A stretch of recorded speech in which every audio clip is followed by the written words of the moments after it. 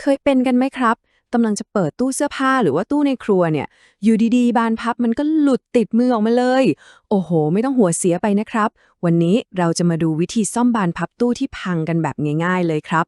บอกเลยว่าทำเองได้ที่บ้านแน่นอน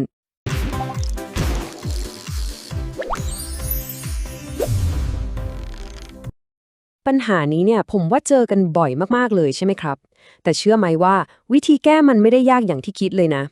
เอ๊ะแต่ก่อนจะไปซ่อมกันเนี่ยเรามาดูกันก่อนดีกว่าว่าทำไมมันถึงพังบ่อยนัก เอาละครับวันนี้เราจะมาไล่ดูกันทีละสเต็ปเลยตั้งแต่อาการแบบเบาๆนะครับไปจนถึงขั้นที่แบบไม่พังยับเยินเลยว่าแต่ละแบบเนี่ยมันมีวิธีซ่อมเด็ดๆยังไงบ้างไปดูกันเลยครับมาเริ่มกันที่ระดับแรกกันก่อนเลยอาการนี้เป็นอาการยอดฮิตสุดๆเลยครับก็คือรูน็อตมันหลวมนิ่มหน่อยขันเท่าไหร่มันก็หมุนฟรีไม่แน่นสักทีแต่ว่าเนื้อไม้รอบๆเนี่ยยังดูดีอยู่นะครับยังไม่พัง เอาละครับมาดูวิธีแรกกันเลยนะสำหรับตู้ไม้เนี่ยให้ลองนึกภาพตามง่ายๆนะครับว่าเรากำลังจะเสริมรากฟันให้กับรูน็อตเก่าๆของเรา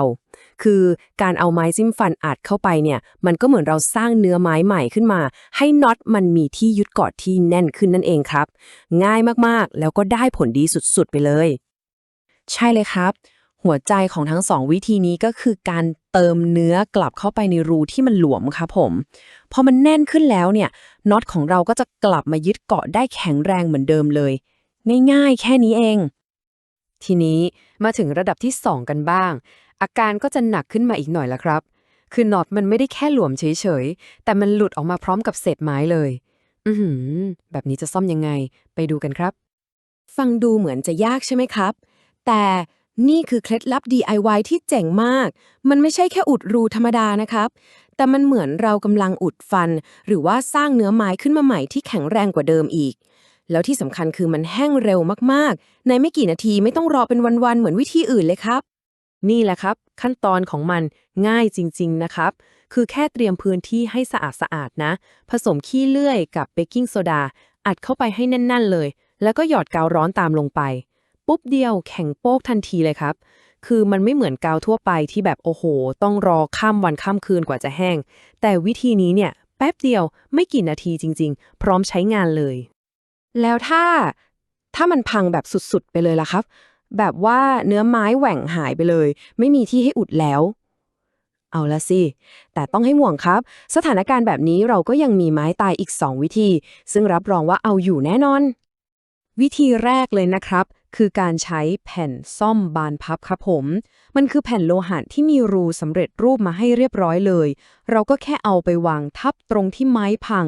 แล้วก็ยึดสกรูใหม่ลงไปบนแผ่นเหล็กนี่แหละครับแทนเนื้อไม้เดิมไปเลย ง่ายมากๆ เหมือนสร้างฐานใหม่ที่แข็งแรงกว่าเดิมครับ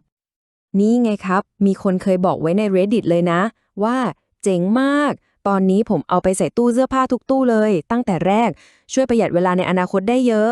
ซึ่งก็จริงเลยครับ แผ่นซ่อมพวกนี้มันได้ผลดีจริงๆ แถมยังประหยัดเวลาได้เยอะเลย หาซื้อก็ง่ายด้วยนะครับ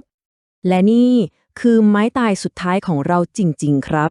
เป็นวิธีที่รับประกันผลได้100%เลย เมื่อวิธีอุดหรือว่าใช้แผ่นเหล็กมันเอาไม่อยู่แล้วจริงๆ วิธีนี้เรียกว่าสลักเกลียวยึดทะลุครับ เราจะเจาะรูทะลุผนังตู้ไปเลย และก็ใช้น็อตหัวเชเปอร์หรือว่าน็อตที่หัวมันเป็นแบนๆเรียบๆหน่อย ร้อยจากด้านนอกตู้เข้ามา แล้วก็ขันยึดกับน็อตตัวเมียด้านใน วิธีนี้คือการเชื่อมต่อที่แข็งแรงที่สุดแล้วครับ รับประกันเลยว่าไม่มีทางหลุดอีกแน่นอน เอาล่ะครับ หลังจากซ่อมเสร็จแล้วเนี่ยบางทีประตูอาจจะยังปิดไม่สนิทหรือว่าดูเอียงๆอยู่บ้าง ไม่ต้องกังวลไปครับ นี่คือขั้นตอนสุดท้ายที่จะทำให้งานของเราออกมาเนียบเหมือนมืออาชีพทำเลย นั่นก็คือการปรับตั้งบานพับนั่นเอง หัวใจสำคัญก็คือบานพับสมัยใหม่ส่วนใหญ่เนี่ยมันปรับได้ถึง3ทิศทางเลยนะครับแค่เรามีไขควงอันเดียวเราก็สามารถปรับซ้ายขวาเพื่อจัดช่องว่างระหว่างประตูได้ปรับเข้าออกเพื่อให้ประตูแนบสนิทหรือแม้กระทั่งปรับขึ้นลงได้ด้วยทำให้ประตูตู้ของเราเนี่ยกลับมาเรียบตรงสวยงามเหมือนใหม่เป๊ะเลยครับและก่อนจะจากกันไปนะครับมีเคล็ดลับที่สำคัญที่สุดอยากจะฝากไว้ครับเรื่องนี้สำคัญมากๆเลยนะ จำกฎทองข้อนี้ไว้ให้ดีเลยนะครับนั่นก็คือรีบซ่อมตั้งแต่เนิ่นๆ ครับผมทันทีที่เรารู้สึกว่าเฮ้ยน็อตมันเริ่มคลอนแล้วนะให้รีบจัดการด้วยวิธีง่ายๆอย่างการใช้ไม้จิ้มฟันไปเลยครับอย่าปล่อยทิ้งไว้เด็ดขาดเพราะว่าปัญหาเล็กๆเนี่ยมันจะลุกลามกลายเป็นเรื่องใหญ่ที่ซ่อมยากกว่าเดิมเยอะเลยครับเห็นไหมครับว่าบ้านพับหลวมเนี่ยไม่ได้แปลว่าเราต้องซื้อตู้ใหม่เสมอไปนะครับแค่เราใช้เทคนิคที่ถูกต้องก็สามารถซ่อมได้เกือบทุกอาการแล้วลองนำวิธีที่เหมาะกับตู้ที่บ้านไปใช้ดูนะครับแล้วได้ผลเป็นยังไงอย่าลืมมาแชร์กันในคอมเมนต์นะครับ